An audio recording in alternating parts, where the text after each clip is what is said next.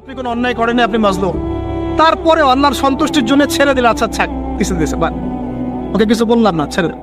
এই ছেড়ে দেওয়ার মধ্যে যে এত সুখ, এটা আপনি বুঝতে পারতেন না।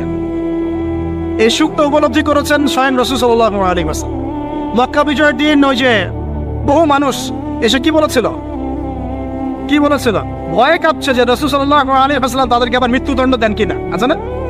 আল্লাহ নবী বললেন যে লা তাসরিবা আলাইকুমুল ইয়াউমা, তোমাদের উপর আজকে আমার কোনো অভিযোগ নাই, ওয়া আনতুমুত তুলাকা, তোমরা মুক্ত, যাও, ছেড়ে দিল। এটা শান্তি। ইউসুফ আলাইহিস সালামের ভাইরা কুয়াতে ফেলে দিয়েছিল না, সেখান থেকে মিশরের বাজারে, সেখান থেকে রাজপ্রাসাদে, সেখান থেকে জেলখানায়, জেলখানা থেকে রাষ্ট্র ক্ষমতায়। কি লাইফ ট্র্যাজেডি, লাইফের ট্র্যাজেডি দেখেছেন? এখন ইউসুফ আলাইহিস সালাম যখন শেষে ভাই থেকে চিনলেন, তিনি কি ভাইদের প্রতি প্রতিশোধ নিয়েছেন? বলেছেন যাও, মাফ করে দিলাম, ছেড়ে। এটাই শান্তি। আল্লাহর জন্য ত্যাগের মহিমার মধ্যে শান্তি আছে। আল্লাহ পাক আমাদেরকে ত্যাগ করার তৌফিক দান।